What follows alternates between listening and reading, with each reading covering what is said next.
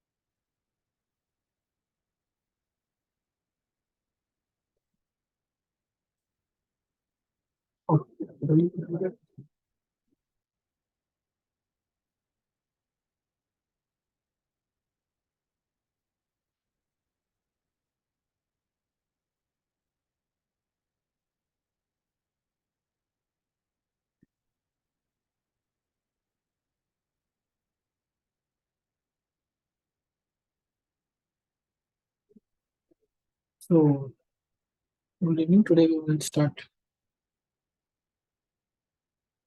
our discussion regarding week 12.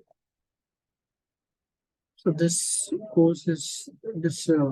video session is problem solving the video session for network analysis NPTEL course, which was taught by Professor Tapaskumar Bhattacharya of the IT Kharagpur Electrical Department. So, today we will consider circuits with operational amplifiers. We will consider their working and how to consider various concepts of op-amps while solving the sums. We will look into that. So usually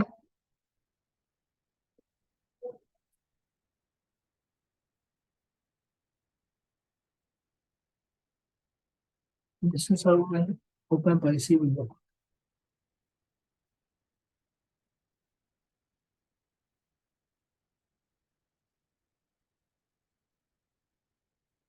The rectangular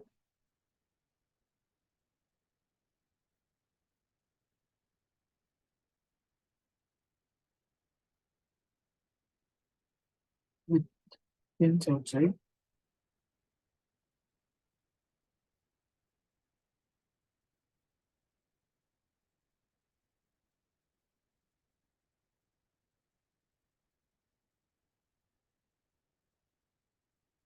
So like the op-amp IC, let us consider an LM741.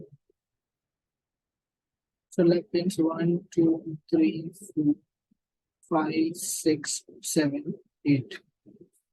So when we use an actual op-amp IC in our application, they will this is how it will look, and we will solder this onto the PCB, or we will have a IC bed.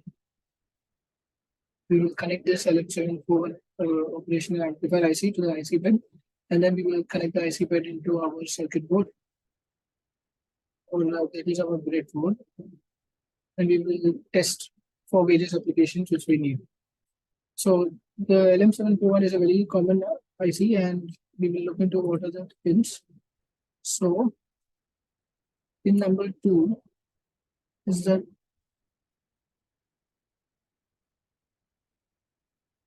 pin number 2 is the inverting terminal input, and pin number 3 is the positive input, the non-inverting input. Okay.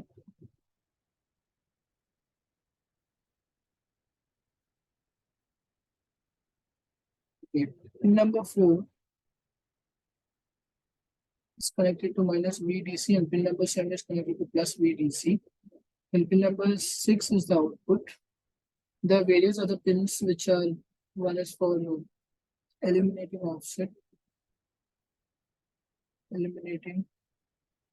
offset, which we can go to the data sheet and we can find out how to use that pin to eliminate offset. So these are the 5 pins which we will look into, which we will consider. So when we are solving the sums, we will consider op-amp to be of this form. This is the negative input, this is the This is inverting input and non-inverting input. This is a plus VDC and there's a minus VDC and there's a output. Okay. So this is how this op-amp, which is an actual practical op-amp, which we will use in our practical experiments and hardware setup, that we represent while solving sums in this format. So there's an inverting input, there's a non-inverting input, plus VDC is the positive supply rail to the op-amp, and minus VDC is the negative supply rail to the op-amp, and V out is the output of the op-amp with respect to ground. So basically the op-amp receives power from this VDC minus VDC, and it can act like an amplifier. So whatever is the different signal which is applied to the input of the op-amp, that gets amplified and it just comes as the output of the operational amplifier.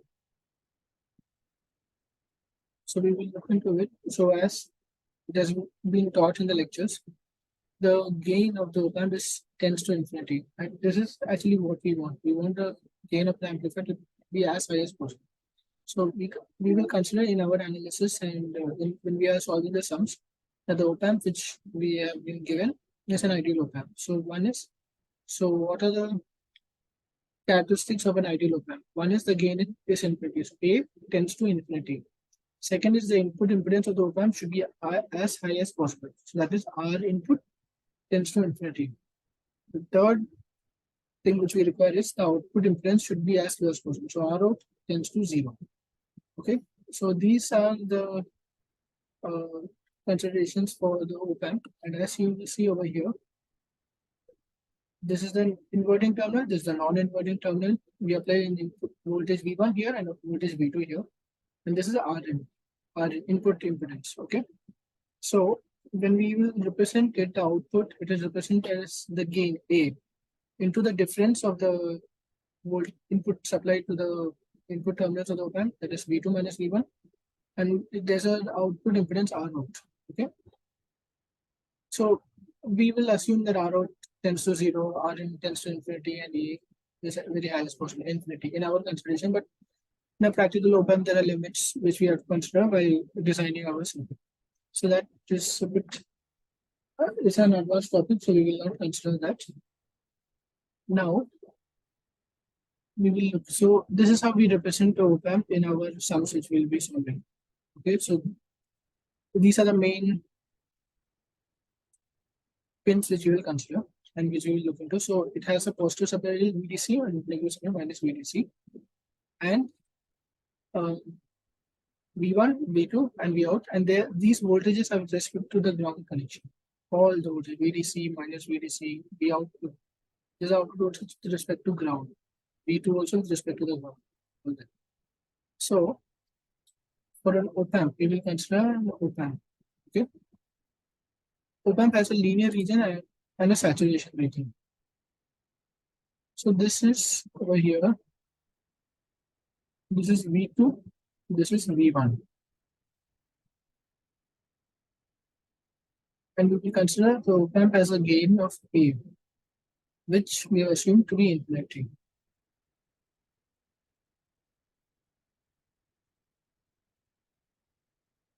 So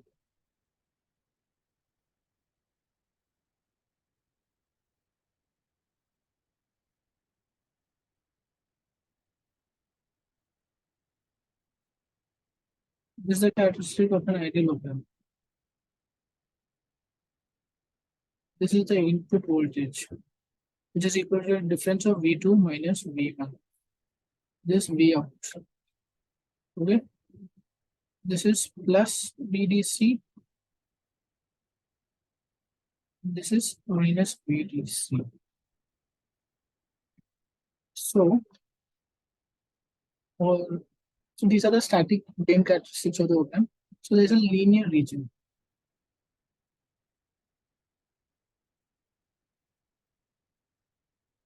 So in this region, the output is given by A into V2 minus V1. The output voltage is given by A into V2 minus V1. Whereas over here, once the output reaches plus VDC, it gets saturated to VDC. So Even though the op-amp has finite gain, is a very large gain, its maximum, its output voltage can only lie between plus VDC and minus VDC. It cannot be greater than the supply voltages. So that gain formula, that V out is equal to A into V2 minus V1. This is only valid when V out lies within the range of sub plus VDC and minus VDC. Only in this range. If it is above or below that range, then the V out gets saturated at minus VDC, or if it is above, it gets saturated plus VDC. So the output voltage of the op-amp can only range between minus VDC and plus VDC. So the area shown in the dotted line, this is the linear region.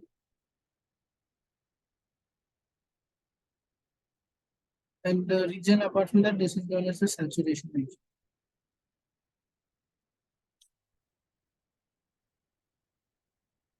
So this is the static gain characteristics of an ideal op-amp.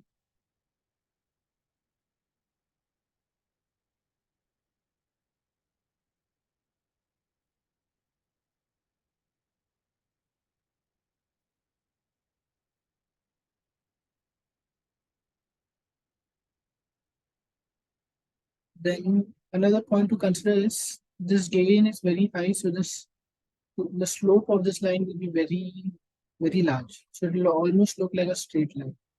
But for better understanding, we have drawn it with a smaller slope, so that this area or this region of operation is visible to you. Okay. Now,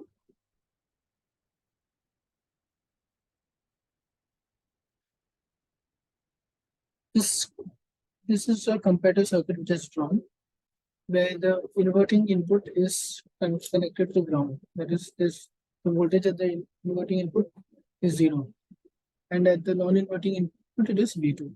Okay. So as we know, in op-amp, the formula for the output voltage is A into V2 minus 0. Basically, this is considering a comparator circuit. Now we must understand this, that A,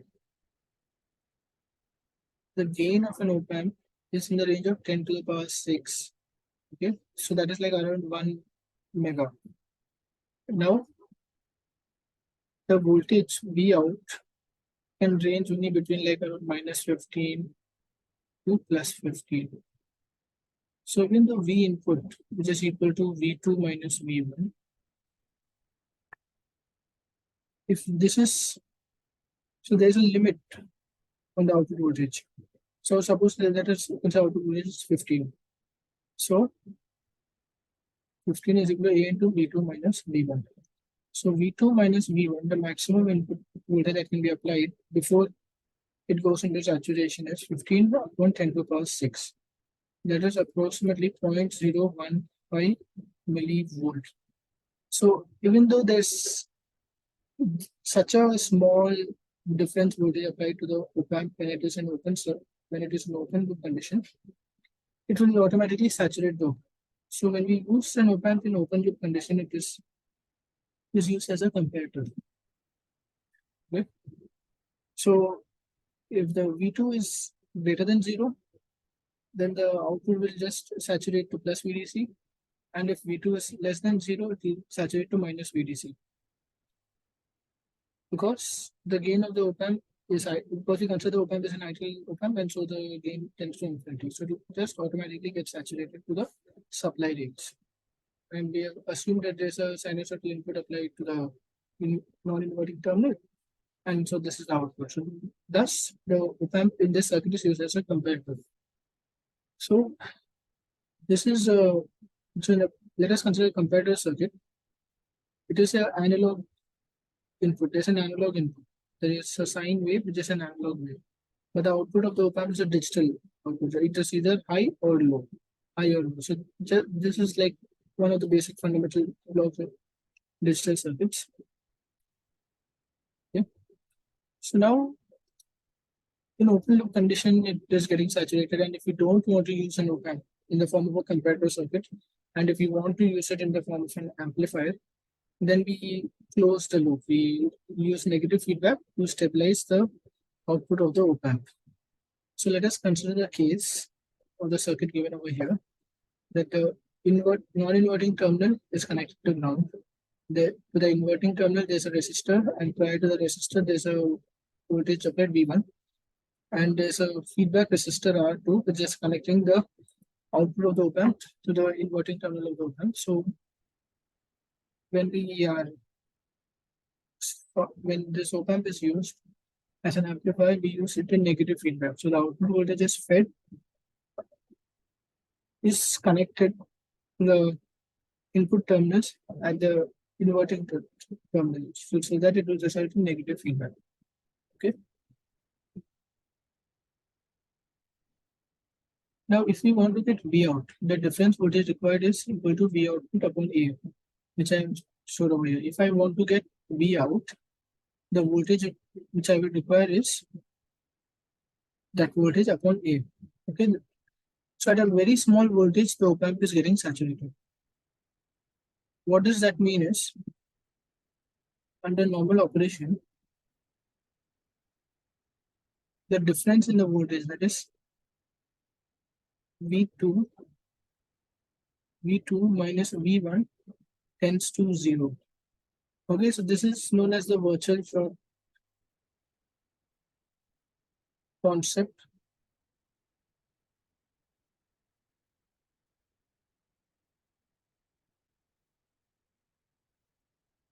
Virtual short concept for an op amp. Okay.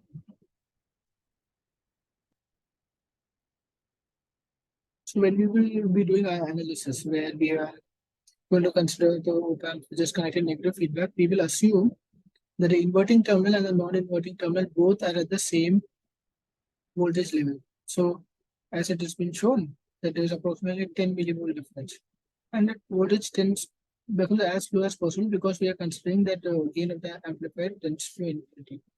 So let us consider a connection which we assume. So there is a resistor R1 over here.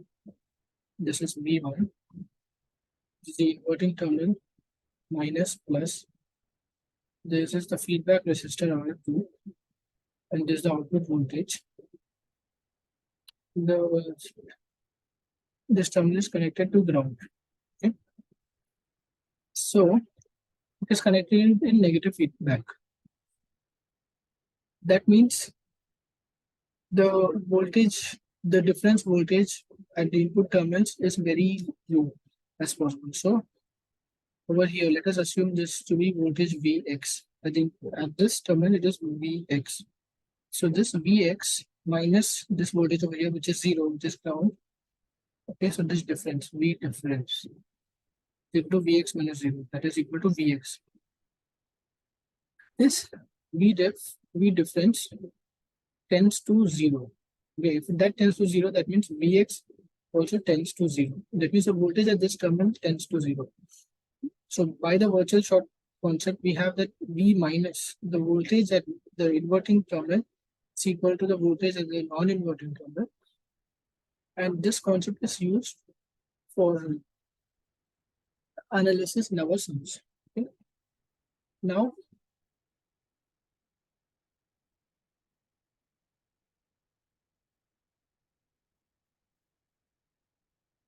the op amp has an input resistance Rn. Okay, this Rn tends to infinity. As this Rn input resistance tends to infinity, the current which will flow like this. Okay, this also will be equal to 0. The current which will flow through the input terminals of the op amp tends to 0. Okay, so the current which will flow from the input to the output will flow like this. It will flow like this. Okay, and through the ground it will return back. So, so the current which will flow over here is 0. So there's a current which is only flowing like this. So that current is given by V1 minus Vx upon R1. there's a current which is flowing like this, and the same current is flowing over here. That is equal to Vx minus V output on R2. Okay.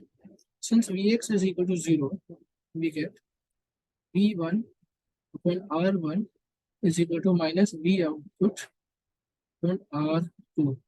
So this implies V output is equal to minus R2 on R1 into V input.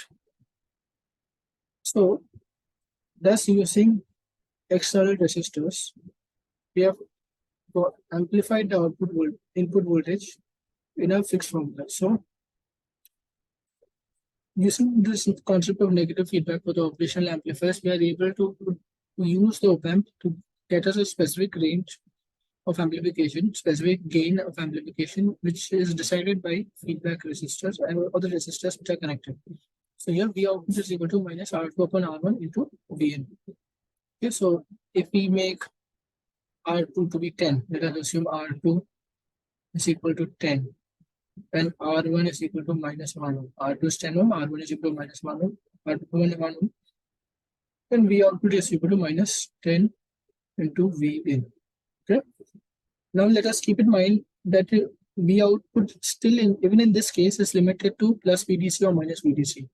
It cannot exceed the supply voltage to the op amp. So for that case, we must make sure that the input voltage for proper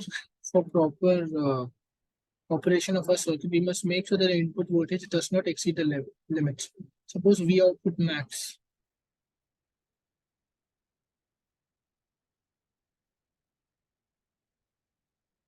is equal to 15 volt, then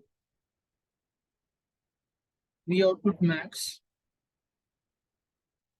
is equal to minus 10 into V in max. Okay, so V in max will be equal to minus 15 upon 10. That is equal to minus 1.5 volt. Okay, so the range of the input voltage applied should be less than 1.5 volts. Okay.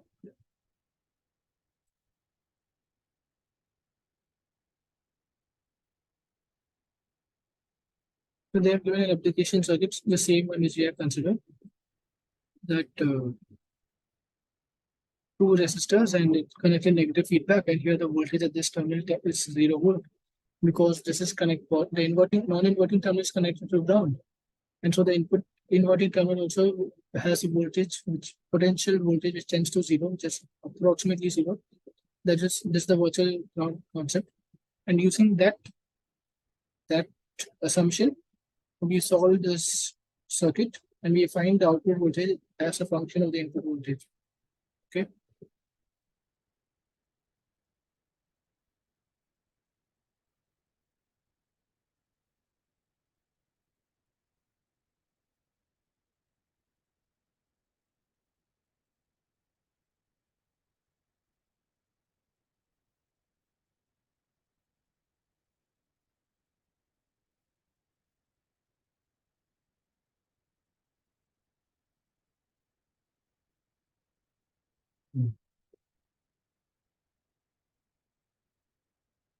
So similarly, we will also consider some various complex circuits which we can analyze and they'll be useful for understanding.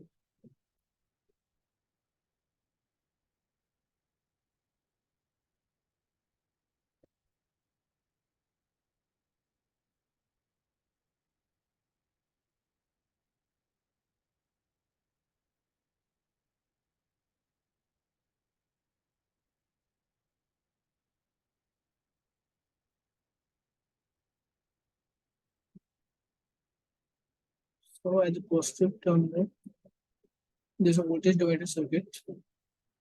This is R1, R2, this is V1.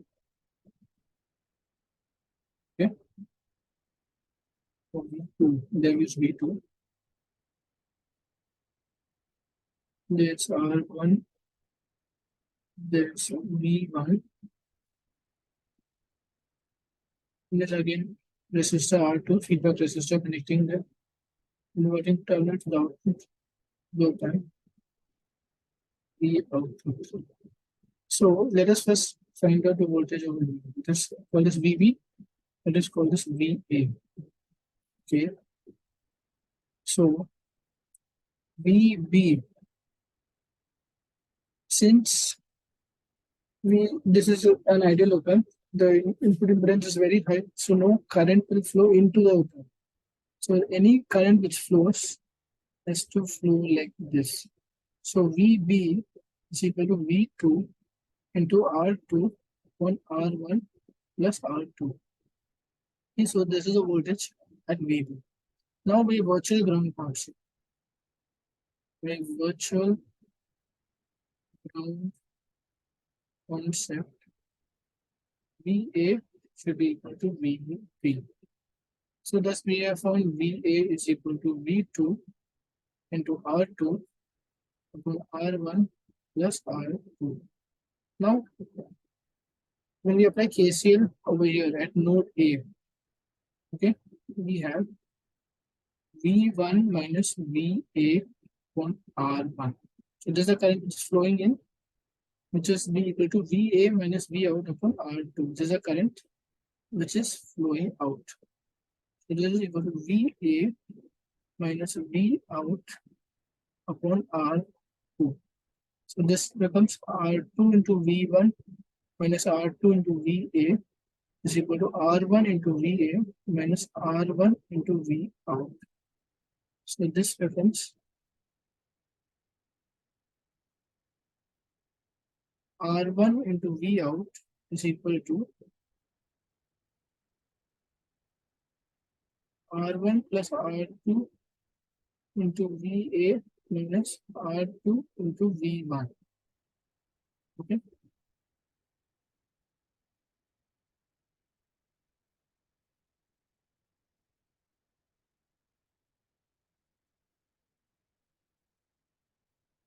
So now we will substitute the VA which we have found the expression of VA over here, and we will get 1.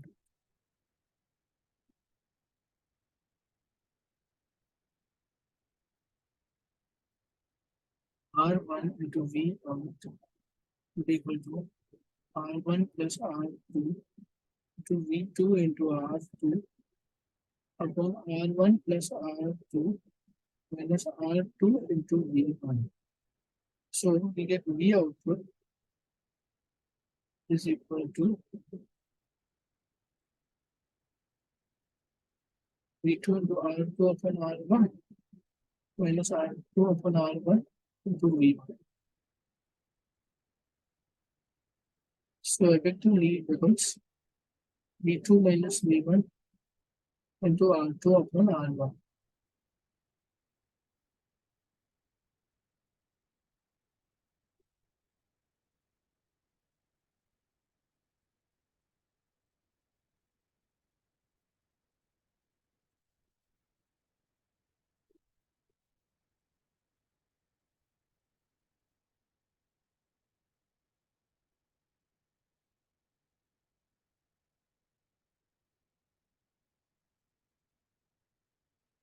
Thus, they have also found that V output is equal to R2 upon R1 into V2 minus V1. So this is the expression of the output voltage.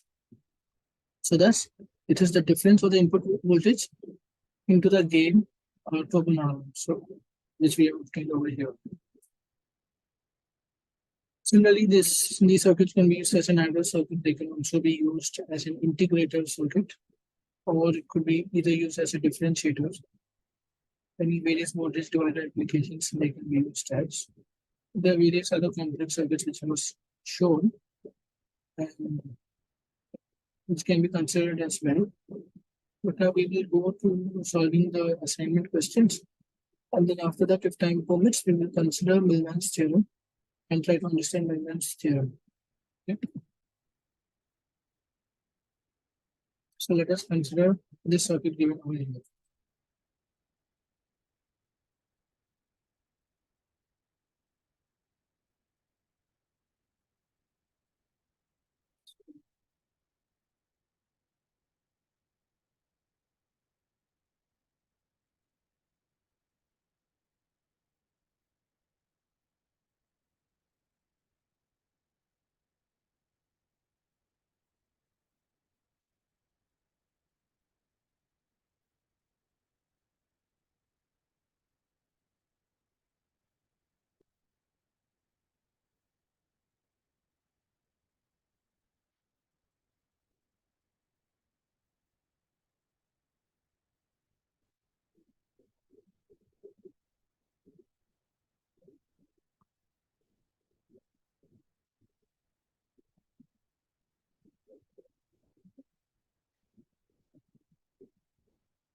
So Saurabh Mandal, actually I am solving assignment 12 previous year questions.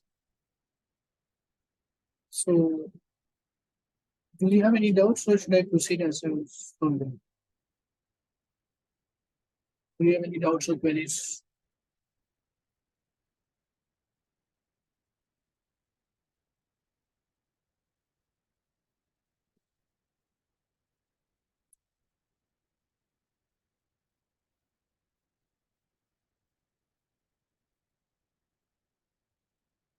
Okay. So we will consider this example circuit where there is a op amp which is given plus V supply minus V supply. So the output voltage can only lie between minus V sub equal to plus V supply. Okay, the non-inverting terminal is connected to the ground and the inverting terminal has the input connected to it, and plus there's a feedback resistor and a voltage source over here connected to the inverting terminal for feedback. Okay, so now this, let us assume this voltage at this node to be Vx. Alright, this is a current I, and this current also flows over here. Current I. Same current flows because the input impedance of the op amp is very large, so there is the current will not flow over here. So it just will flow from here, it will flow like this and will reach the output. And from the output ground, it will again come back over here. And the output also is connected to the ground. So through this ground, it will come back over here. Okay, so this is how it forms a closed path. Okay, so the current just does not just vanish at the output. It will from the output terminals, it will go to the ground, and from this ground, it will return back. And now, because of the virtual ground concept, this the voltage at this inverting terminal and at the non-inverting terminal are same, so that Vx should be equal to 0. Vx should be equal to 0. Now, this current I is actually equal I is actually equal to V1 minus Vx upon R1. Okay, current I is equal to V1 minus Vx upon R1. Similarly, this current I is equal to Vx plus V2 minus V output upon R2. So now let us equate both these equations. We get V1 minus Vx upon R1 is equal to Vx plus V2 minus V output upon R2. Now we know Vx is equal to 0, so we can simplify. So we get V1 upon R1 is equal to V2 minus V output upon R2. So we write it down as R2 V1 upon R1 is equal to V2 minus V output. Or we write it down as V output is equal to V2 minus R2 upon R1 into V1. Now we will substitute the values which are provided to us and we will get V output is equal to V2, that is 2, and this R2 is 4 kilo ohms, so 4 into 10 to the power 3, and R1 is 2 kilo, R1 also is 4 kilo ohms, so it is 4 into 10 to the power 3, and V1 is equal to 4, so it is equal to 2 minus 4, and it is equal to minus 2 volt. So that is the required answer. V output is equal to minus 2. Now we may solve this equation and we may get output voltage to be some value, but then we must cross check. We must make sure that the output voltage lies within this range plus V supply or minus V supply. So in case output voltage was, the V supply is 15 volts, so output voltage can reach a maximum of plus 15 volt or can reach a minimum of minus 15 volt. So in case once we solve and analyze the circuit and we get output voltage according to these set of equations, we assume it to be around 17 volt. Then we know that it is not operating as it should operate and the output voltage will get saturated at 15 volts. So then this analysis is not valid and we can just directly write the output voltage is plus 15 volt. Similarly, the V supply was tends to around minus 17 volt or minus 20 volt. We must just directly write V output is equal to minus 15 because the output voltage has to lie between the range minus 15 to plus 15 volts. Okay. So, and it's very simple. We just have to assume the constant virtual ground. We first have to find the voltage at the non-inverting terminal. That same voltage will be the voltage at the inverting terminal by virtual ground concept. And then we must solve the circuit by applying KCL at the inverting node. And then we will get the output voltage in terms of the input voltages. And then we substitute the values of the resistors and all. And then we will get the expression and we will solve it and we will get the required value of the output voltage. Let us proceed to the next question.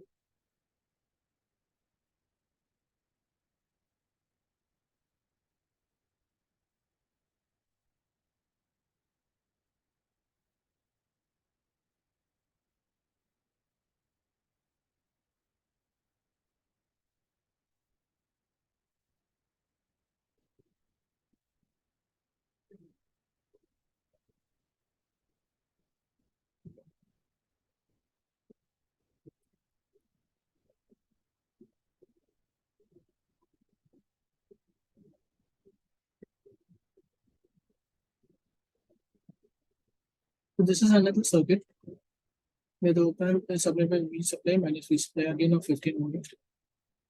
And the non-inverting terminal is connected to the ground. Okay. So V plus is ground. Now at the inverting terminal, we have two inputs. We have V1 and V2. And they are connected by resistors R1, R2. And the output is connected to the inverting terminal via feedback resistor R3. So we will consider this and we will solve the circuit.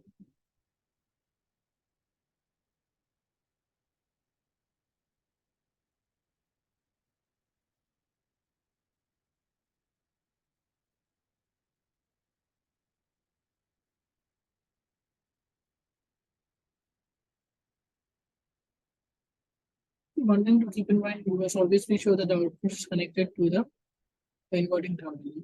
Then only it results in negative feedback, which will cause the virtual ground concept to operate. If the output terminal was connected to the positive, to the non-inverting terminal open, it will result in positive feedback, in which case the open will operate as a comparator, and we know that the output of comparator can either be plus V supply or minus V supply.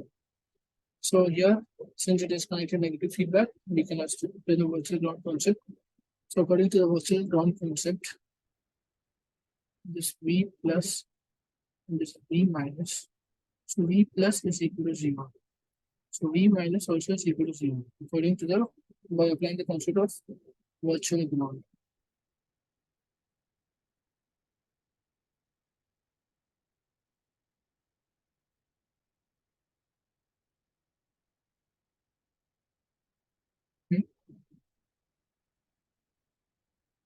Now this voltage is V minus. Let us so the current. There are two currents which are flowing over here. One current I1 and another current I, and this is the current I3. So we know I3 is equal to I1 plus I2. So I3 is going to 0 volt to minus V output. So this is 0 minus V output upon R3. I1 is V1 minus 0 on R1. I2 is V2 minus 0 on R2. So we get it to be minus V output upon R3 is equal to V1 upon R1 plus V2 upon R2. So we can further write it as V output is equal to minus R3 upon R1 V1 minus R3 upon R2 into V2. So if there was only a single input, so if there was only a single input, so V2 would be 0, V should be minus R3 upon R1 into V1. Now, as we add, then we add another input and we are getting this term in this format. So similarly, we can add n number of input voltage sources and we can get a required output based on this formula. But again, we must keep in mind that the output voltage is limits between the supply rates. Okay. So now we will apply the values, substitute the values of R3, R1, R2, and V2, and we will V1 and V2, and we will find out the output voltage. So we are, and it's best in all these sums to not directly substitute the values to get the output voltage in terms of the input voltages, in terms of the resistors and connecting resistors, and then finally substitute the values so that you will get some insight into how the op-amp is actually being used as an amplifier, how by in what manner the equations are being derived as such. So you use it when you're designing circuits for your application. So we will apply the value of R3 that is equal to minus 3 into 10 to the power. The R3 is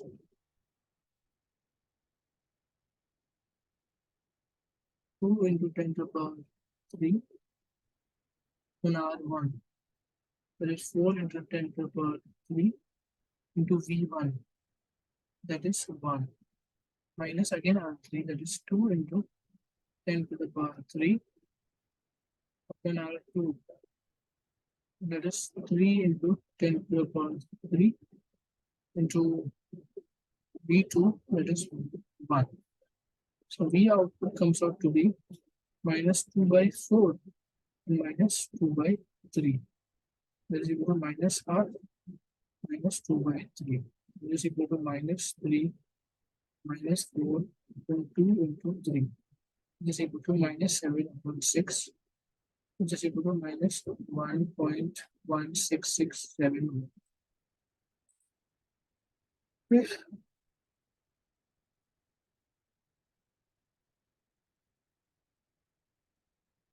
Plus 1 by 6 is approximately 0.1667. So when you can check the answer, we are getting the equal to minus 1.1667 as required. Okay, so first we found same steps are being followed in these questions. We are finding the non-inverting terminals voltage, the voltage at that terminal. Then we assume that by virtue of long concept, the inverting terminal also has the same potential. Then we apply KCL at the inverting terminal, and then we get the expression of the output voltage in terms of the input voltages and the resistors. Then we substitute the values of the input voltages and the resistors, and we get the required output voltage. We will check whether the output voltage is within the range of the supply rates, and if it is within that range, then we have got the required value. If not, then we will apply the saturated value of the output voltage, and we will proceed further. Okay.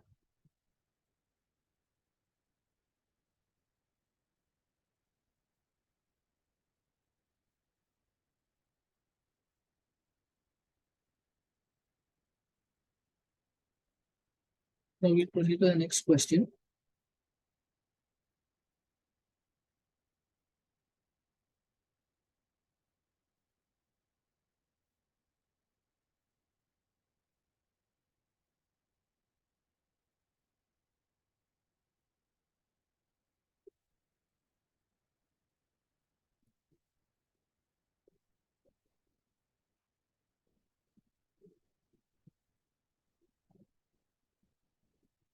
Question 3.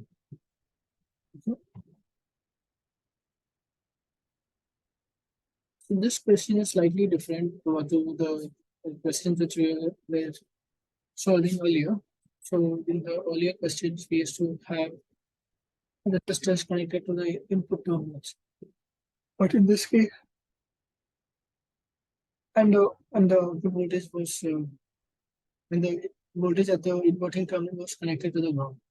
But in this case, the voltage at the inverting terminal is connected to some supply voltage of V1, as well as there's another supply voltage of V2 at the inverting terminal. So we will try to solve this circuit in the same manner which we have proceeded, only there will be some slight changes. So the voltage at the terminal at the non-inverting terminal is V1. Okay, so we write it as V plus is equal to V1. Now the feedback is negative feedback again because the output terminal is connected to the inverting terminal. So because of by concept of negative feedback,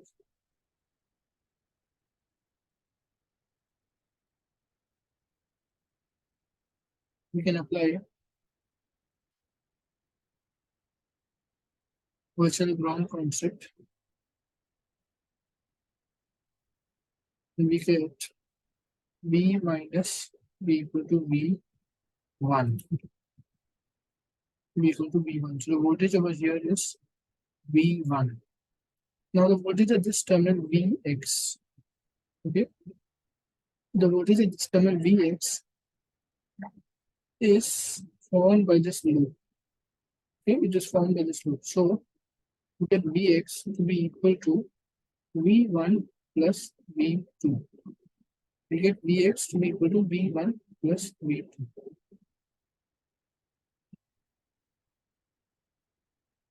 Now,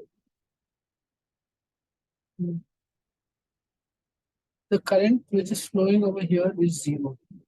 Current which is flowing over here is zero. So from the output terminal, the current will only flow like this. It will not flow like this. The current has only one path from the output voltage to the ground through this. It cannot flow through this because as we have said, we have assumed that this is an ideal operational amplifier which has infinite input impedance. So the input current to the operational amplifier is negligible and is assumed to be zero. So the current will flow only through this. So I will be equal to V output upon R1 plus R2. Now Vx is equal to I into R2. This is equal to V output into R2 with R1 plus R2. And that's how we got Vx is equal to V output into R2 upon R1 plus R2.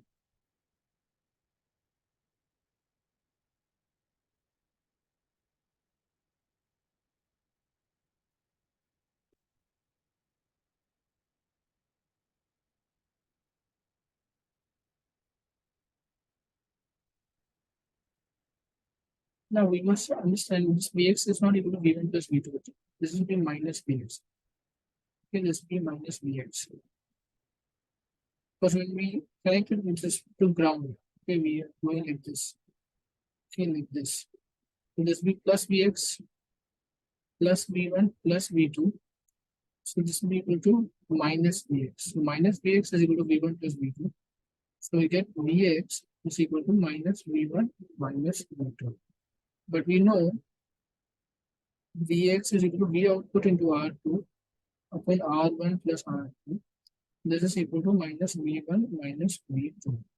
So we get V output to be equal to minus of R2 upon R1 plus R2 into V1 minus again R2 upon R1 plus R2 into V2. Okay, so this is the output voltage V output. Now we substitute those values. R2 is equal to minus 10k. So minus 10 into 10 to the power 3. On R1 plus R2 is 10 plus 5, so 15. 15k, so 15 into 10 to the power 3 into V1, that is equal to 3. And this is R2. So this 10 into 10 to the power 3 upon R1 plus R2 is 15 into 10 to the power 3. And V2, that is equal to 1. So this will be equal to V output is equal to minus 10 into 3 upon 15 minus 10 into 1 upon 15. That is equal to minus 10 upon 15 into 3 plus 1. That is equal to minus 2 by 3 into 4. So V output is equal to minus 8 upon 3. That is equal to minus 2.6667 volt. Okay. So this is the value of the output voltage, and if we check the answer, oops, plus.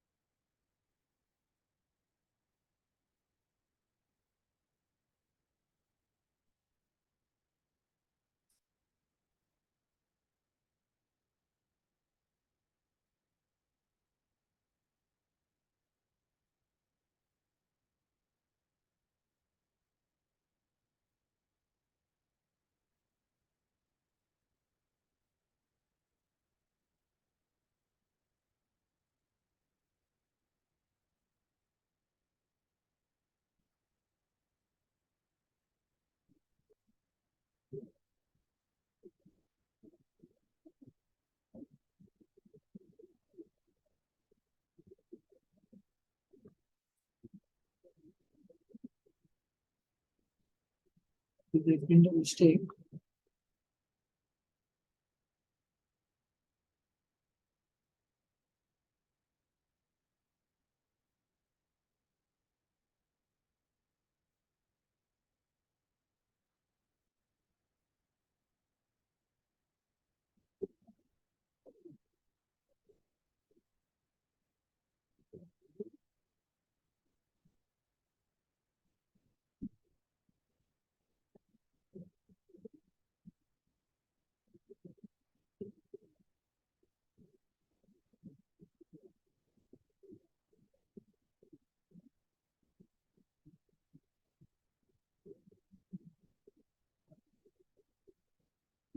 so we consider this equation.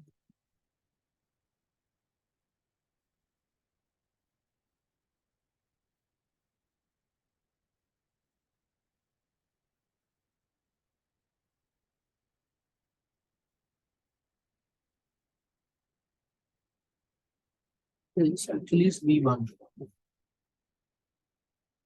because this terminal is at a voltage V1, this terminal is also at a voltage V1. So this effectively is like this.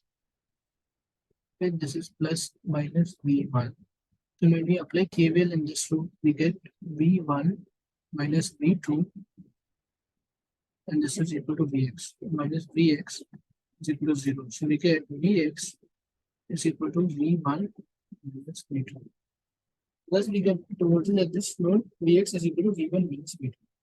Masses and the current is only flowing in this direction. The current I is equal to Vx upon R2. Because this is equal to Vx and current is only flowing like this, so it is Vx upon R2, which can also be written as V output upon R1 plus R2. So we get we substitute value Vx, we get V1 minus V2 upon R2 is equal to V output upon R1 plus R2.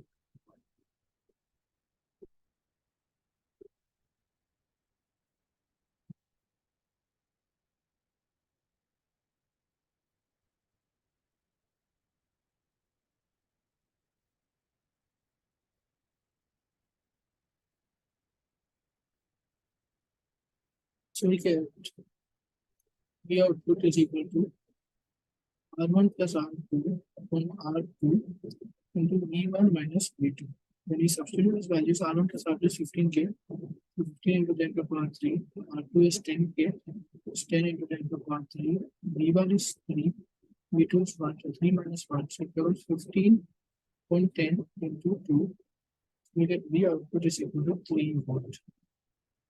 So this will go to correct answer. Over here also we made a mistake is V output is equal to V output into R2 upon R1 plus R2 is equal to minus V1 minus this will be V1 minus V2.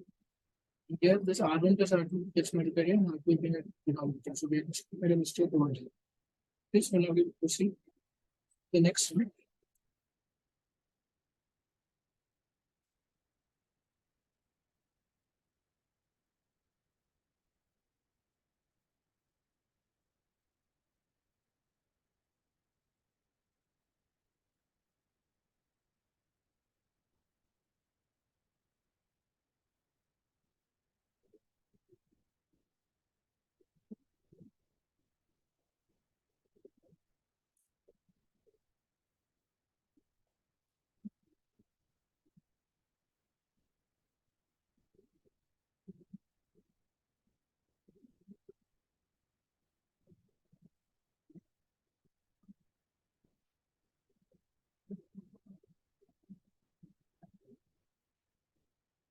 So this is question 4.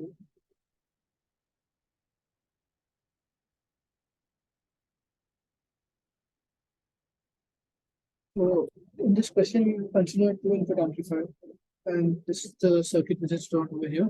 So this is a very practical circuit which you might use in your applications. So we have to consider this circuit. So we will proceed in the same manner. So here again, the output voltage is connected to the inverting terminal via feedback resistor. So it is a negative feedback condition, and so we will use the virtual ground concept and assume that the voltage at the inverting terminal is equal to voltage at the non-inverting terminal using the concept of virtual ground. So firstly, we will try to find the voltage that we will assign this a voltage Vx. Okay, the non-inverting terminal, the potential we assign it to Vx, and by virtual ground concept, the potential at the inverting terminal is also Vx. Okay. So now we will find, and the current will be zero. Okay, the current, the input of the op-amp will be zero at any cost. Okay, because it has high input impedance.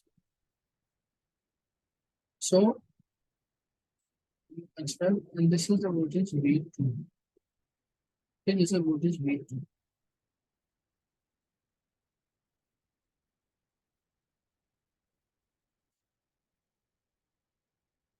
Current will flow like this, it will flow like this, and it will proceed further. Current will also flow from here.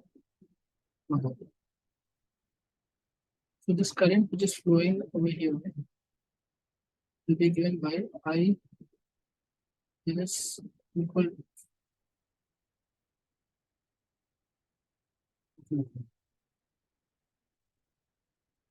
So this is a current I, same current is flowing here I. So I is equal to V1 minus Vx upon R1, which is also equal to Vx minus V2 upon R2. So when we equate this, we get V1 minus Vx upon R1 is equal to Vx minus V2 upon R2. We get it as R2 into V1 minus R2 into Vx is equal to R1 into Vx minus R1 into V2. So we get this R2 V1 plus 1 into V2 is equal to R2 into V1 plus R1 into V2 is equal to R2 into Vx plus R1 into Vx.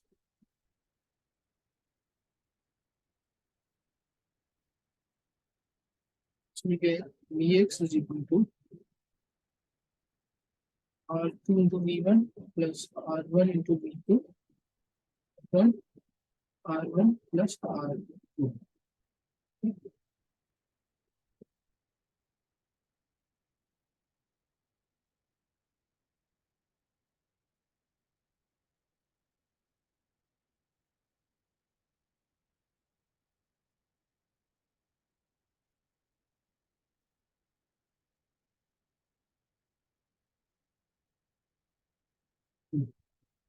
Now we will proceed further.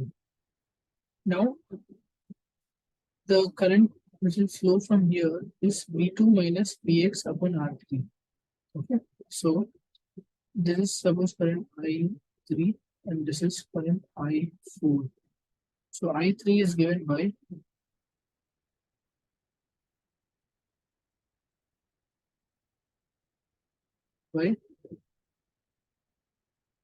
V2 minus Vx upon R3, and I4 is equal to Vx minus V output upon R4. Since I3 is equal to I4, because no current will flow to the input terminals of the op-amp, since it is an ideal op-amp with high input impedance, so we get V2 minus Vx upon R3 is equal to Vx minus V output upon R4. Then we cross multiply, we get R4 into V2 minus R4 to Vx is equal to R3 into Vx minus R3 into V output. So we get R3 into V output is equal to R3 plus R4 into Vx minus R4 into V2. So we get V output is equal to 3 plus R4 into Vx upon R3 minus R4 upon R3 into V2. That is equal to 1 plus R4 upon R3 into Vx minus R4 upon R3 into V2. Now we will substitute the value of Vx. Okay. So we got V output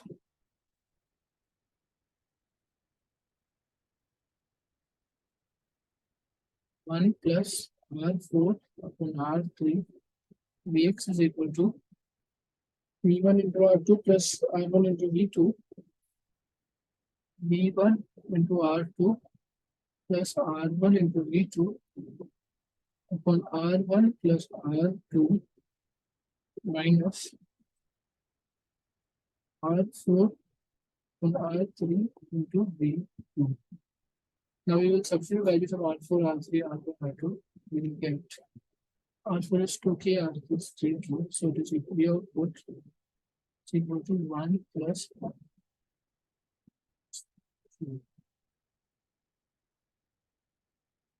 into 10 to the power 3, then 3 into 10 to the power 3. V1 is what? V2 is 5. V1 into R2. 1 into 3. 1 into 3 into 10 to the power 3 plus R1. R1 is 4 into V2. So 4 into 10 to the power 3 into 5 upon R1 plus R2, that is into 5 into 10 to the power 3 minus R4 upon R3, that is 2 into 10 to the power 3 and 3 into 10 to the power 3 into V2, that is equal to 5. So we get V output is equal to 1 plus 2 by 3 into 1 into 3 plus 20, that is 23 into 10 to the power 3 and 5 into 10 to the power 3 minus 2 by 3 into 5. V output is equal to 3 plus 2 upon 3 into 23 upon 5 minus 2 upon 3 into 5.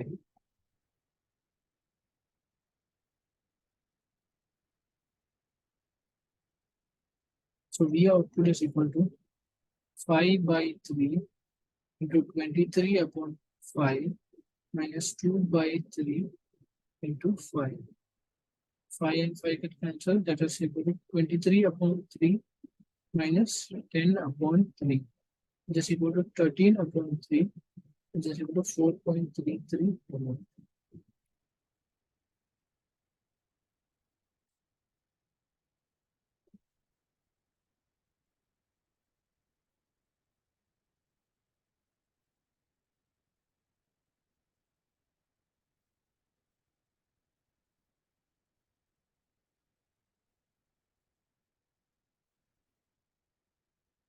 We have made a mistake actually. R1 plus R2 is 7 kilo, so this will be 7. This will be 7. This also will be 7. So we get it as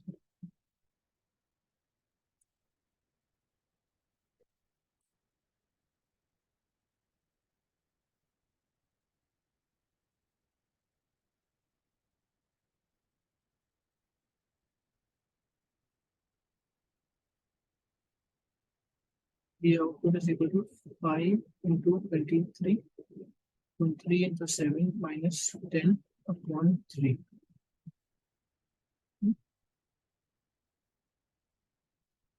This 23 into 5 comes out to be equal to 115.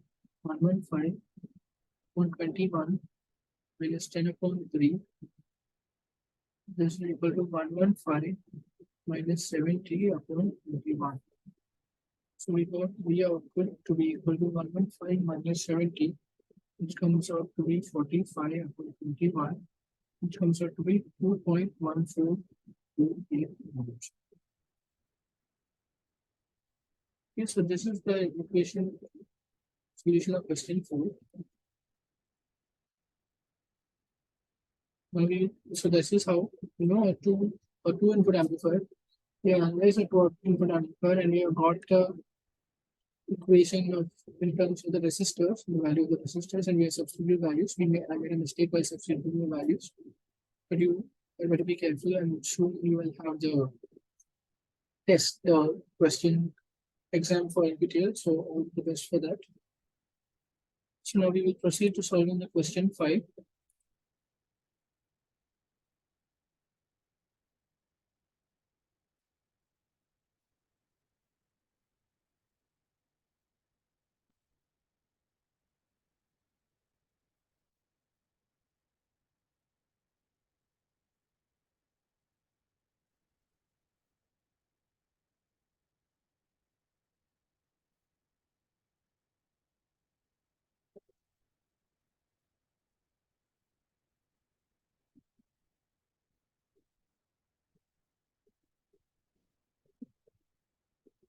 Well, this is question 5, and so we'll get this solved.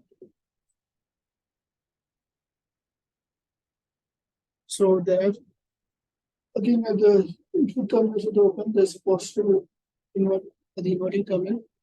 We have the feedback from the output, so it is electric feedback configuration. And so we can apply virtual ground concept, and the potential at the inverting terminal same as the potential at the non-inverting terminal. So this terminal, that is called Vx. So V positive is equal to V2, so Vx also should be equal to V2. So we get Vx is equal to V2 with the concept of virtual ground.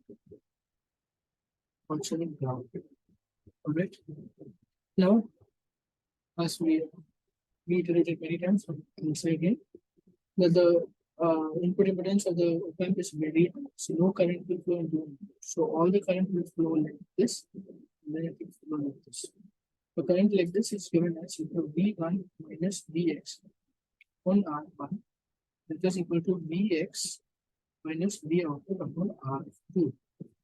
Now we substitute value of Vx as V2, so we get it in V1 minus V2 upon R1 is equal to V2 minus V output upon R2. So we get R2 into V1 minus R2 into V2 is equal to R1 into V2 plus R1 into V out. So R1 into V out will be equal to R1 into V2 plus R2 into V2, then minus R2 into V1. So we get V output is equal to R1 plus R2 upon R1 into V2 plus R2 upon R1 into V1, that is equal to 1 plus V2 upon R1 into V2 minus R2 upon R1 into V1. So if we observe this equation, the potential signal applied at the non-inverting terminal is amplified by gain of 1 plus R2 upon R1, and it is in phase. The output of that corresponding to that is in phase with the input.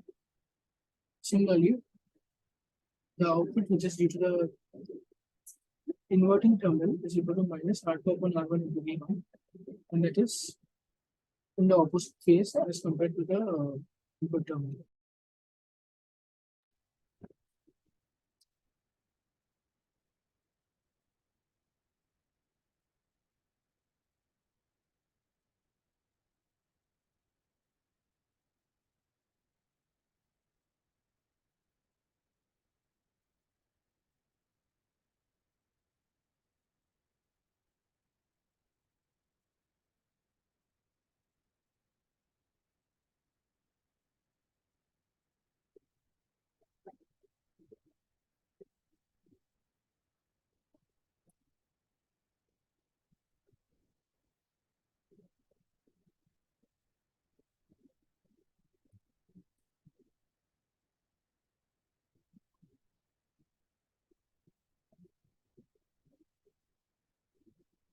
So now we will substitute the values of R2, R1, V2, and V1.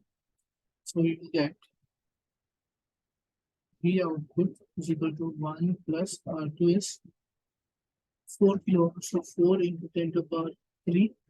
R1 is 2 kilo ohms, so 2 into 10 to the power 3 into V2, that is equal to 4 minus R2 upon R1, that is 4 into 10 to the power 3 upon 2 into 10 to the power 3 into V1, that is again 4. So we get it to be 1 plus 4 upon 2 into 4 minus 4 upon 2 into 4. The output is 1 plus 2 into 4 minus 2 into 4. That is 3 into 4 minus 2 into 4 is equal to 12 minus 8, which is equal to 4.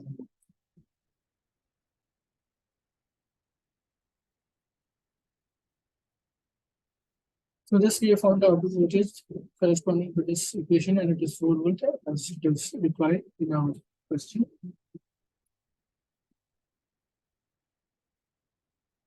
So now we proceed to the next question, question number 6.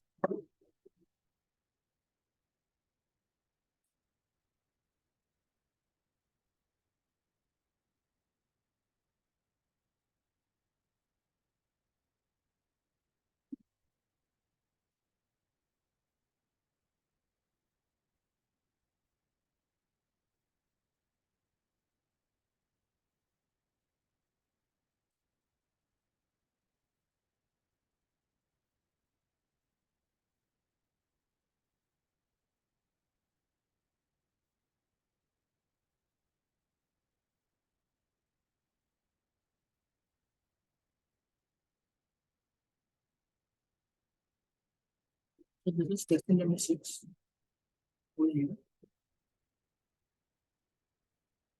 So we proceed to solve this question as we usually solve. So again, over here, we will first again we observe that the output is connected to the negative terminal. So this negative feedback configuration, and hence we can apply one concept. So voltage at this terminal is V plus is V1. And with the concept of virtual ground, the voltage at the inverting terminal should be equal to the voltage at the non-inverting terminal. So Vx over here. So Vx over here is equal to V. It is corresponds to plus. So we have KVL over here. V1 minus V2 minus in current I. As you have decided, it is I into R2 is equal to 0. So that means V1 minus V2 on R2 is equal to this current I. Now, this current I is flowing in this, and no current will flow in this. This will be equal to 0. Because it will go into the input terminal of the current, and the current has very input impedance, but the final input impedance, so the current entering into the open is 0. That's why the current I flow impedance I is equal to V output minus V2 upon R1 plus R2. Okay. So we get the equation as V1 minus V2 upon R2 is equal to V output minus V2 upon R1 plus R2. So cross multiplying, we get R1 plus R2 into V1 minus R1 plus R2 into V2 is equal to R2 into V output minus R2 into V2. We get it to be R1 plus R2 into V1 minus R1 into V2 is equal to R2 into V output. So we get V output is equal to R1 plus R2 upon R2 into V1 minus R1 upon R2 into V2. So it's substitute value of R1 and R2 we get 2 plus 4 upon R2, that is 4 kilo into 10 to the power 3 into 10 to the power 3, which gets constant automatically. V1 is 4 minus R1 is again 2 kilos, so 2 into 10 to the power 3 upon 4 into 10 to the power 3 into V2, that is 6.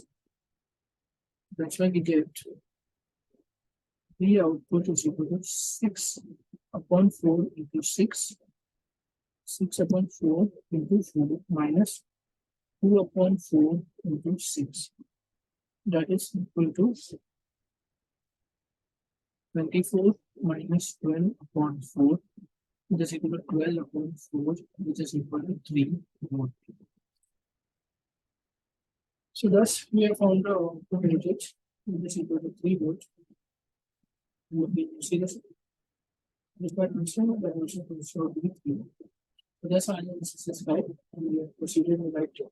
Yeah, and this is the same steps.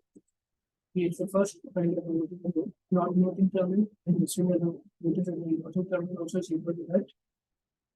This to V1. Then we use the virtual node function because it is to keep that equation.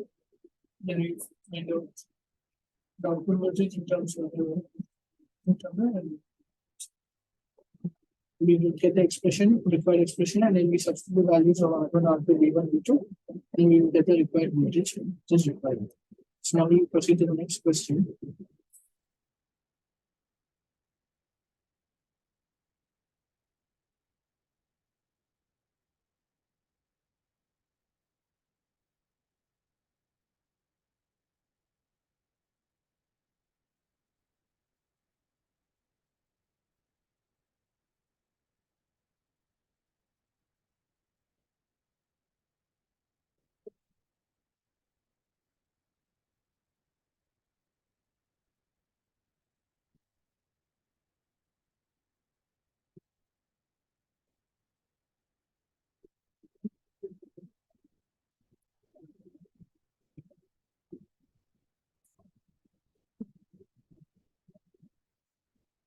This is question number 7. Okay.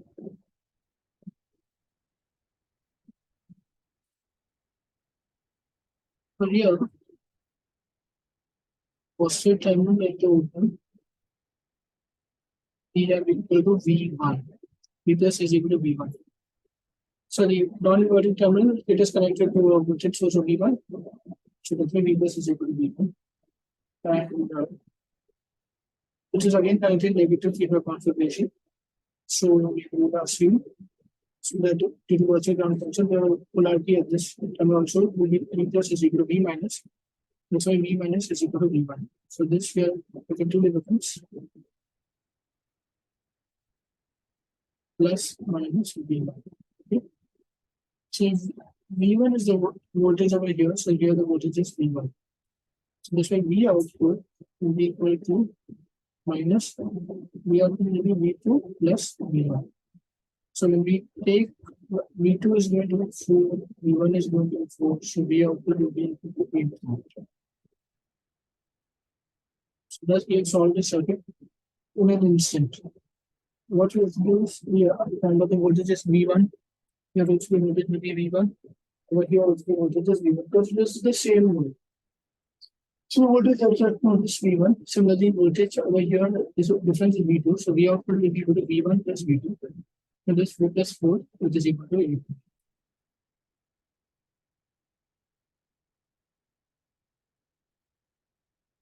Now we will solve the next question.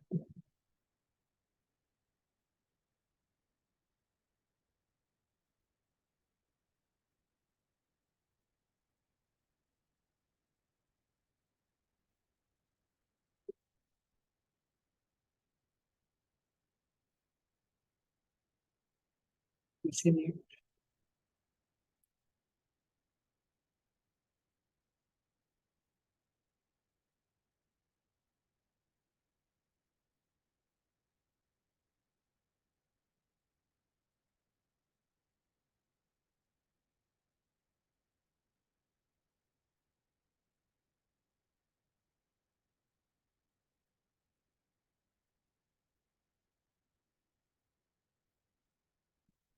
So again, in this question, the positive terminal is connected to V1. So this the virtual current concept will be a short over here. It will be a short. So this voltage also will be V1. So this voltage also is equal to V1 over here. So current which will be flowing to IR2. We get IR2 be equal to V1 to R2. Since the current which is flowing away is zero, because this is the input impedance of the operational amplifier is infinite, but that's why the input current will be equal to zero. So this is the same current I R2 is showing here. So V output will be equal to I R2 into R1 plus R2. So V output is equal to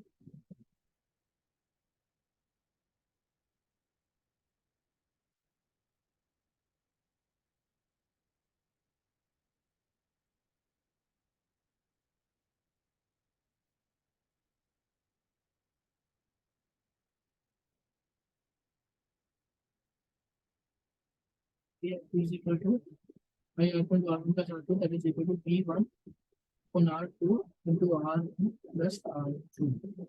When we substitute the values of V1 and R1 and R2, we get these 4 on R2 is 5 kilo.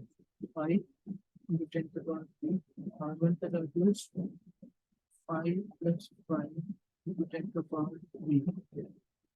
So V output will be equal to 4.5 into 10.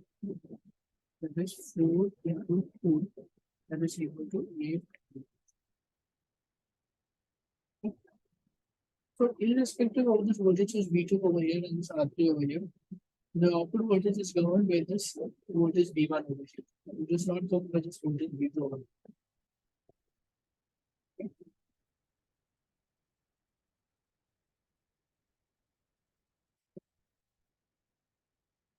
Now we will proceed to the next question. Question 9.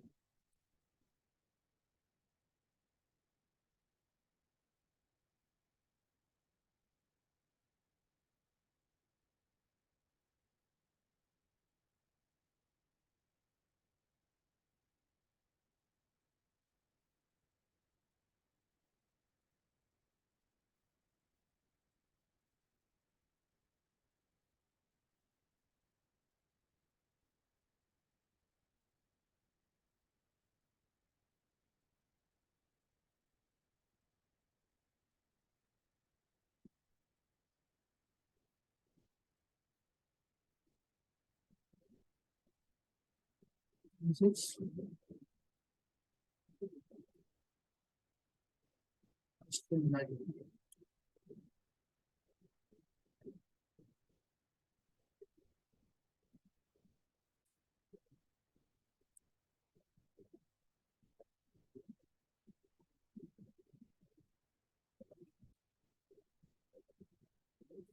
This again the same question is over here to input amplifier, and we have derived the expression. So we don't need to derive the expression all over again. We can just directly go to that equation. So we go on the equation to be this was the equation.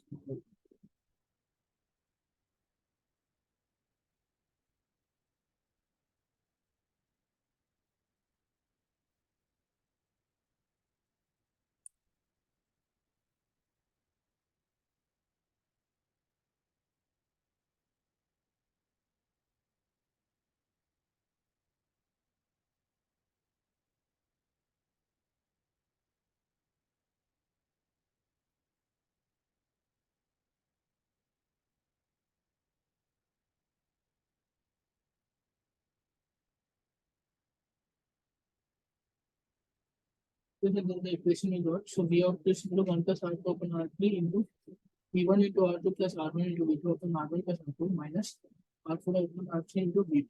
So we will use this equation directly. So sum.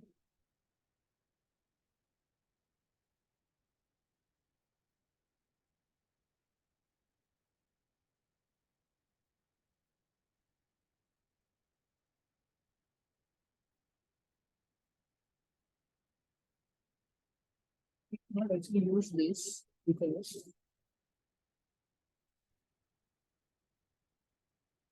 Here, R2 is not connected to R3, so this is a separate case. So we will have to solve it independently. So let us assume the voltage at the non-inverting terminal is Vx. The virtual ground concept is also be Vx. So this acts as a resistor divider circuit. So we will get Vx is equal to V1 into R2 upon R1 plus R2. This is the current which flows I over here. And the same current will flow over here. Because the input impedance of the operational amplifier is infinite, so no current will flow in. You get I is equal to V2 minus Vx upon R3, which is equal to Vx minus V output upon R4. So we get R4 into V2 minus R4 into Vx is equal to R3 into Vx minus R3 into V output. So we get R3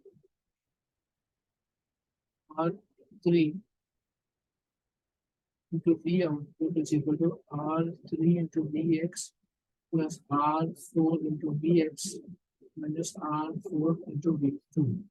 So we get V output is equal to R3 plus R4 into Vx upon R3 minus R4 upon R3 into V2.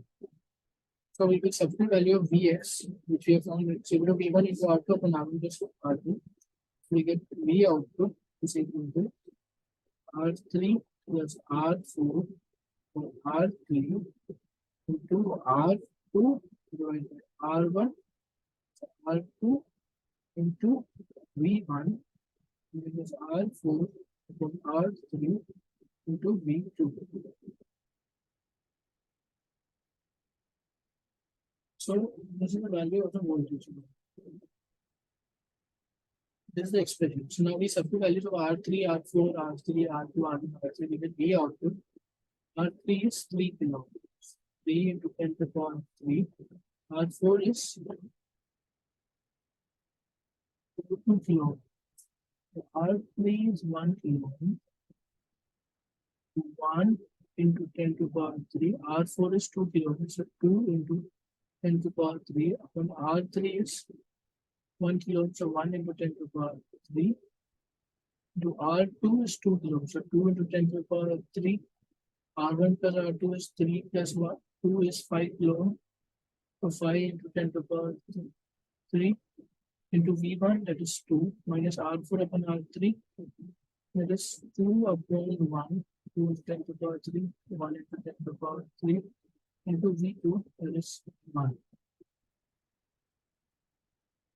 So V output is equal to 3 by 1 into 2 by 5 into 2 minus 2 by 1. This is equal to 3 into 4 upon 5 minus 2, that is 12 upon 5 minus 2, that is 12 minus 10 upon 5. So V output is equal to 2 upon 5, that is equal to 0.4 volt. So thus we have found the output voltage to equal to 0.4 volt for this question, and we have again a 2-input amplifier. And the first we have then examined that was negative feedback configuration of the voltage outlet is virtual ground concept. And we derive the expression of the output voltage in terms of the input voltages and the resistors connected. And then we have substituted the values of the voltages and the resistors in the output required output. Now we'll proceed to the reverse sum.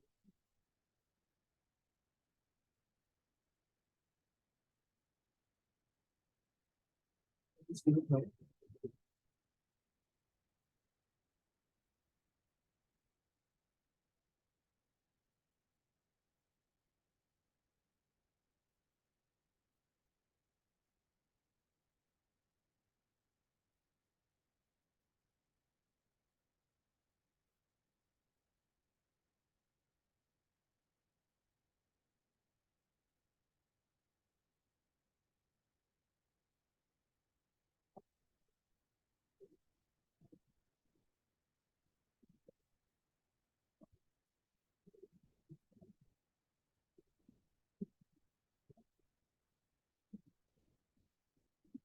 The last question.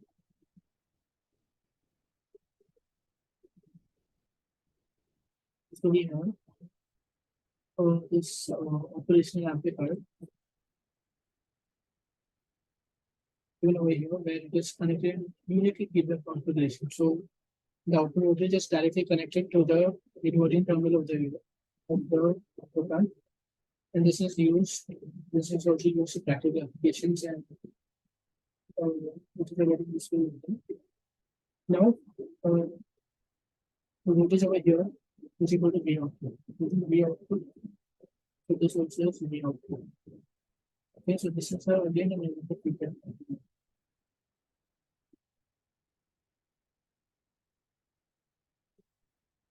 Okay, we can apply Gaussian one concept and this is VX will be equal to V output.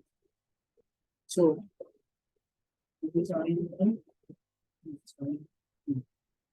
Here the current flow is zero because the input impedance of the op amp is very high. The op amp is very high impedance. So we get I1 plus I2 is equal to 0. So we have V1 minus V output upon R1 plus V2 minus V output upon R2 is equal to 0. So we have V1 upon R1 plus V2 upon R2 is equal to V output into 1 upon R1 plus R2. This is equal to V output into R1 plus R2 R1 into R2. So we get V output is equal to 2 1 plus R2 into V plus R1 into V2 into R1 plus R2. So we get V output is equal to R2 4 into 10 to the power 3 R1 plus R2 is 8 into 10 to the power 3 into V1 is 4 plus R1 plus 4 into 10 to the power 3 R1 plus R2 is 8 into 10 to the power 3 into V2 again which is 2. So this becomes 4 upon 8 into 4 plus 4 upon 8. So the output is equal to 4 upon 8 into 4 plus 2.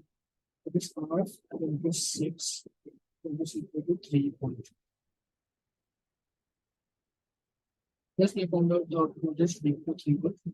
Then this also given in solution.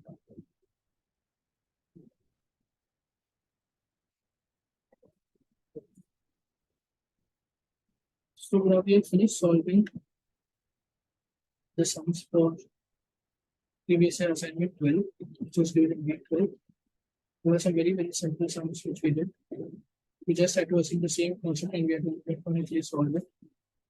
It's best to strive for accuracy and patiently solve these sums.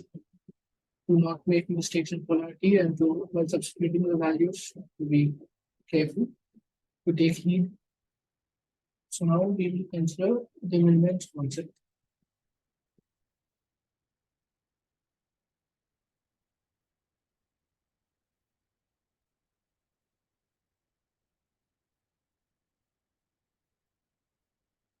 We will the Millman's theorem. So it is visible on my screen.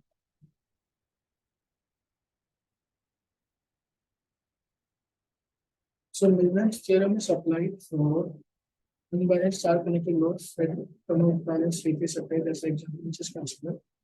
So let us consider Millman's theorem. So you have a number of sources with voltages V1, V2, .En. Okay, they have the respective internal impedances as Z1, Z2, Zn. Okay, so these sources are connected in parallel as shown in figure 1. So Millman gives a handy formula to calculate this terminal voltage V only. So how is this formula derived? So we have VON minus V1 upon Z1. We apply KCL. Okay, so the current flowing is VON minus E1 upon Z1 plus VON minus E2 upon Z2 plus W1 plus VON minus EN upon Zn is equal to 0. Okay, we apply KCL at this terminal. Then we take VON and its terms to the left hand side, and we take V1, V2, En to the right hand side. So we get VON given by this. Now, you know, admittance y is equal to 1 upon z. So we get this v1 is equal to v1 into y1 plus e2 into y2 plus w dot plus en into y1 divided by y1 plus y2 plus w dot y1. So thus, when we know v1, using this formula, we can calculate currents through each branch. We can calculate current through z1, which is from bottom to top, that is equal to E1 minus V1 upon 0. So we can calculate this current.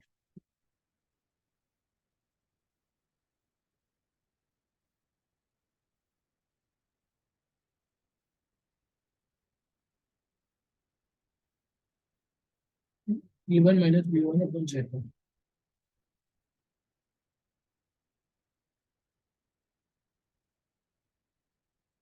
Now let us consider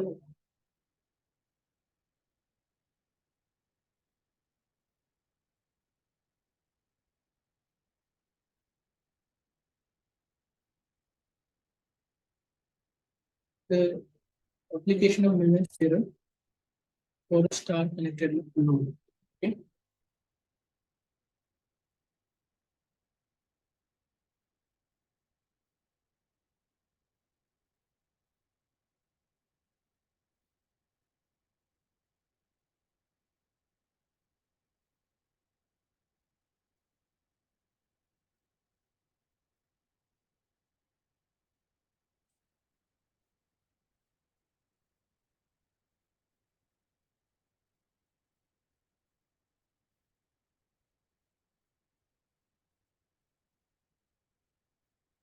So there's a star connected load where EA and EB and EC and etc. are there, and we assume that it is a balanced star connected voltage source.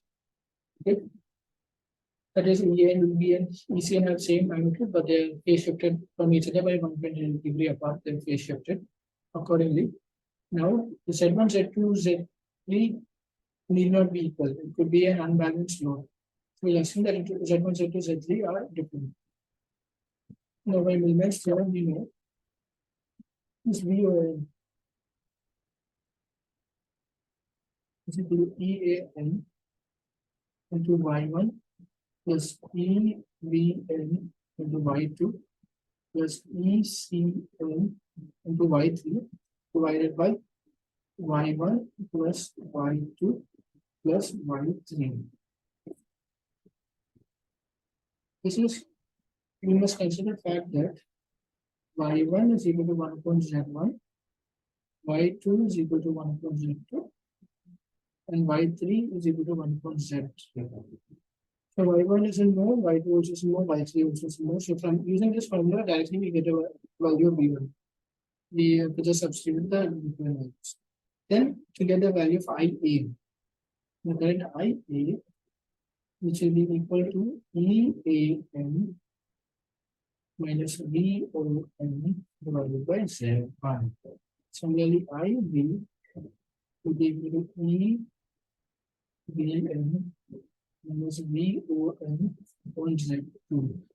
Similarly, IC will be equal to ECN minus VON divided by Z3. Or we can write IA is equal to Y1 into EAN minus VON by V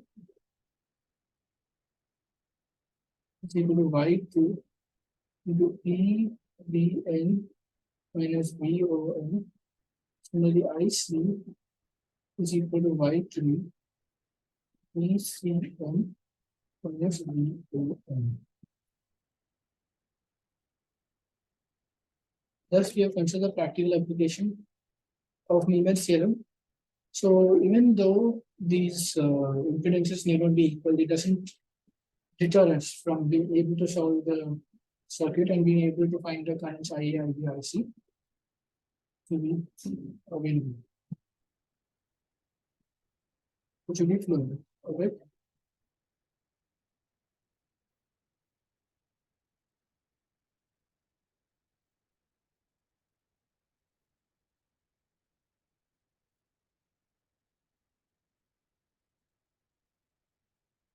Now, There are various other circuits also which are shown over here, which could be considered. So we will analyze the circuits one by one. So this is a summer circuit, which is which is can be used like an analog summer. So again, there's negative feedback configuration. This is VA is the potential at the inverting terminal, VB is the potential at the non-inverting terminal. Right? So since VB is connected to 0 volt, VA also will be 0 volt because of the virtual ground concept. And so we have the current which is flowing over here is V1 upon R1, current which is flowing is V2 upon R2. And the current which is flowing out will be equal to 0 minus V output upon R2. So we apply KCL here, we get V1 upon R1 plus V2 upon R2 is equal to minus V output upon R2. So we get V output is equal to minus R2 upon R1 into V1 plus V2. Okay. So that's a fixed gain. Now, advantage of negative feedback is it stabilizes the gain. So even though there are tolerances in the value of the resistors, in the value of the input voltages, and there are fluctuations, it tries to reduce the effects of these parameter variations so that it gives us stabilized gain. That is why the negative feedback concept is very useful and it finds very wide into application. Similarly, now we will consider the concept of integrator. Okay? So this is a very simple integrator circuit, and this practical integrator will not be so simple. It will be for the additional resistors, etc. are provided. But this is just for a simple understanding. So we have the positive, the non-inverting terminal is connected to the ground. This is a star which is connected to the inverting terminal. So V1 is here separate, and the output is connected to the input, the inverting terminal input via feedback capacitor C. So we have V1 minus this VA, VA is 0, V1 minus VA upon R is equal to V1 upon R. This is equal to V1 upon R, this is the current I. Now we know VA minus V output is equal to 1 by C into I, integration of I dt. So VA is equal to minus 1 by V output is equal to minus 1 by C into integration of I into dt. So V output is equal to minus 1 by RC integration V1 into dt. Thus, the output voltage is equal to some constant minus 1 upon RC, integration of the input V1 into dt. So thus, using just passive components such as resistor and one active component, that is about time, we get V output is equal to minus 1 by RC, integration of V1 into dt. Now again, there are problems known as integrator saturation and other concepts. So always you must remember that the output open cannot exceed the supply voltage. So there will be some supply range voltages, and if it increases further, this output will get saturated at the supply range value. These supply rates are not shown over here, but they are given to understand. Okay, that they are assumed to be known by the student. And to draw them again, like in every time will be tedious, and so that's why we avoid drawing them again.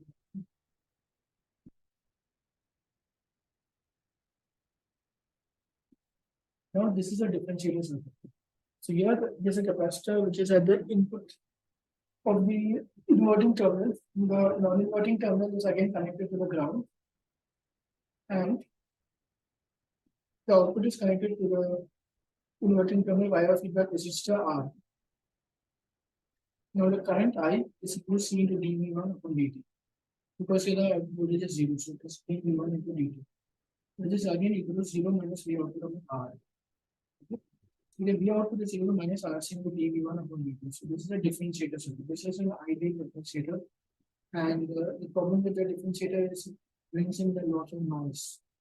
Very high frequency components of noise. So we connect some parallel combination of RC, etc. to the feedback resistor so that it will diminish the electrical noise. So this is just a simple differentiator circuit, ideal differentiator, which will, if we use in a practical circuit, it will have some effects. Okay, so to minimize those effects, we can connect various other auxiliary components, but just right now it is at a high level, so we will not get into those further details. Right?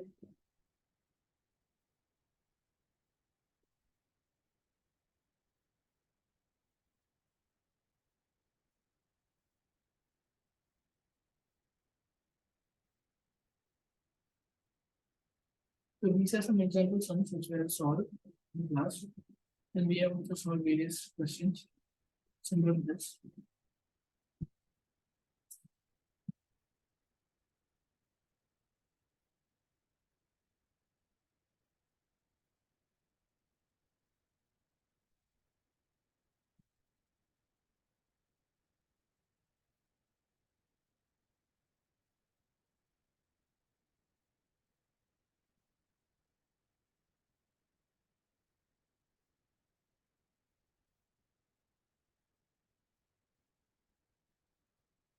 So here also the concept of Milliman's theorem is considered, and there is an extra resisting element which is also extra impedance, which is a load impedance which is connected over here. So the effect of the load impedance comes only in the denominator. Okay? And so we can know from Millman's theorem, there are certain occasions where when we use the admittance instead of the impedance, it makes our analysis simple. So once you practice, you know in which case to take what, in which case to consider what. Right? So now we will consider this example sum. There are three op amps over here.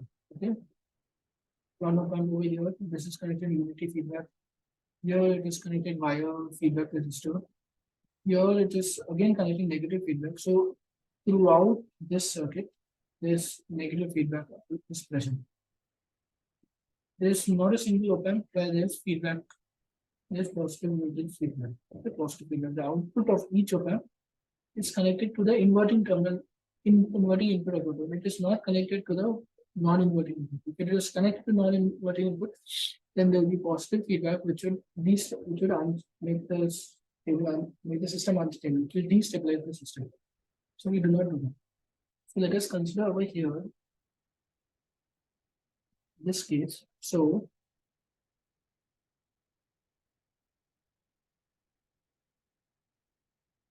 we will assume this to be the ground. Right? So if this is the ground, the voltage over here is 0. If this is the ground, the voltage over here is since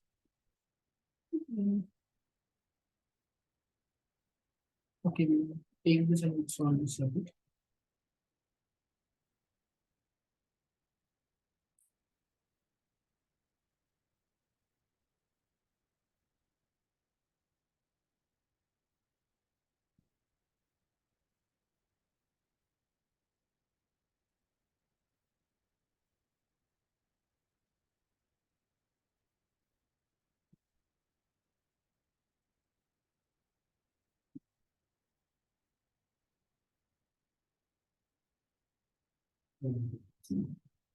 There's a 30K resistor over here.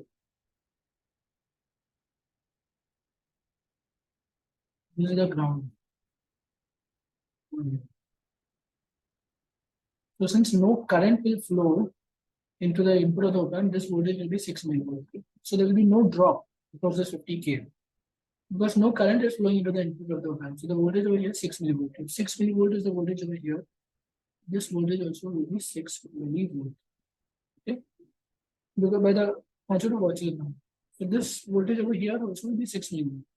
So we must know the concept of negative feedback, concept of virtual ground, and then we can apply it. And the concept of high input impedance of the op amp. So that the input current to the op amp is 0. So here also the voltage is 6 millivolt. Here also by the resistive by the high input impedance in the virtual ground concept, this voltage is 0 because this non-inverting terminal is connected to the ground. So this voltage is 6 millivolt, this voltage is 0. So this current I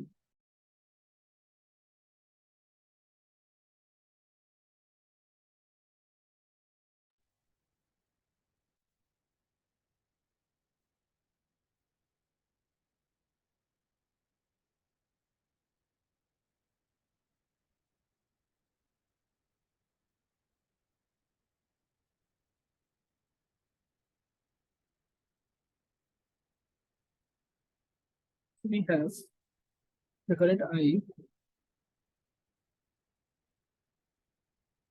to be equal to 6 millivolt minus 0.10 K. That is 6 into 10 to the power minus 3 into 10 into 10 to the power 3. That is equal to 0.6 into 10 to the power minus 6 ampere. Comes out with 0.6 right to the other. It is the current I resistor. This current I flows in this 30 kilo ohm resistor results in a voltage V output. So V output to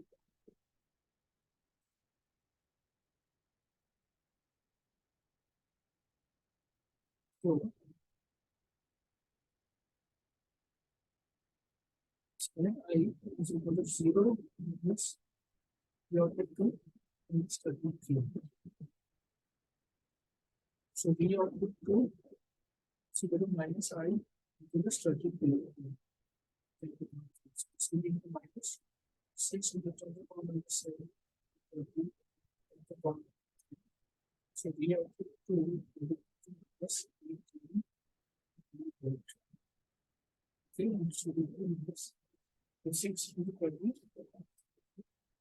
that is 180 into 10 to the power 7, which will be 18 to the power minus 6 into 10 to the power 3, so it is 18 to the power minus 4, that is equal to minus 18.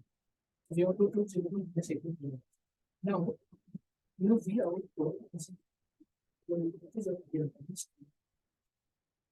And that also used to be since the new current will flow in this is 0. Current will flow in this. Current will flow in this. So Vy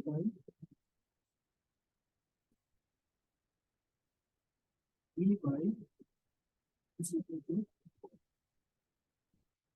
40K into 40 plus 8K to V output. That is 40K divided by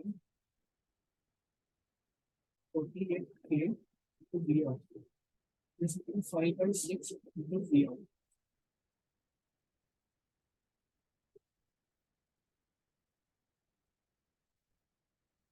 So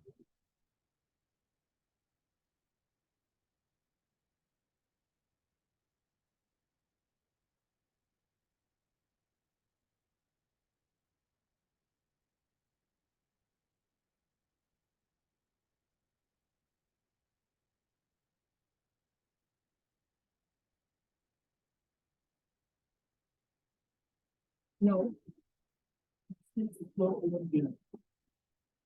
It will flow over here. We have minus 18 in the voltage over here. This 5 V output of 6.20. That we have noted here.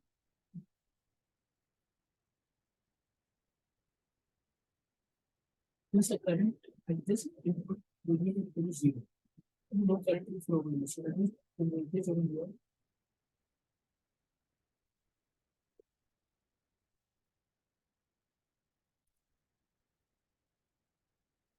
here.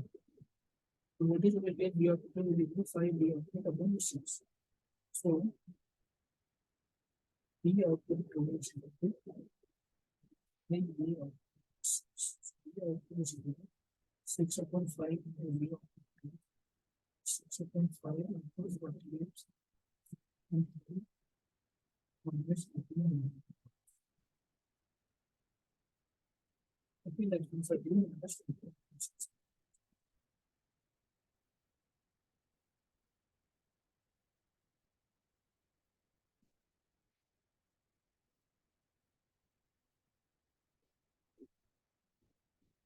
Thus, we consider this very example of 3 cascade lines.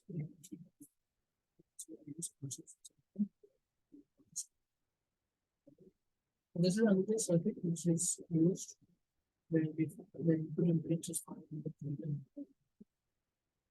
subject 7 network, which you can refer to this book to understand the solution of this. Which is the solution to these issues.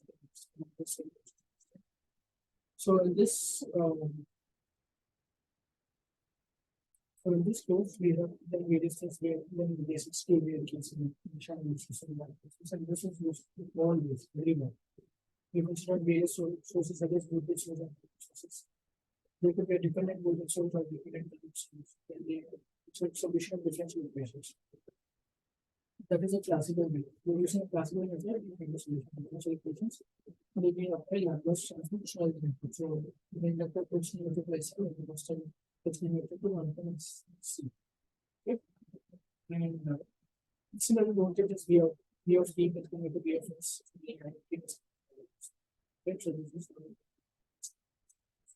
first one. And then the various network theorems also be studied. Substitution theorem, Edmonton motives theorem, reciprocity theorem, Hellman's theorem, media or exponential network means two-port networks, the Z parameters which are the Y parameters, H parameters, P parameters or the implicit parameters of the transmission parameters. So representing using those parameters to represent ideal transmission. So we can say service is considered ideal. Okay, by the local network, we have only applied because we need to be the concept as a concept of virtual running the potential again inverting terminal or potential again non-inverting terminal equal and instead of we exploit the concept to solve the schemes. We consider okay. We also consider distance to the two-port network where multiple networks and connected instead of the cascade some advanced statistics, etc. So all the best for the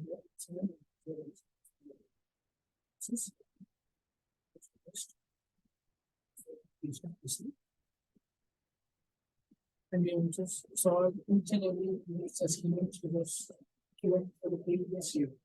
The previous year as well, which was solved, and we also got referred to this solution of these assignments. We need to collect the various messages and we can put answers so that we could be ready for it.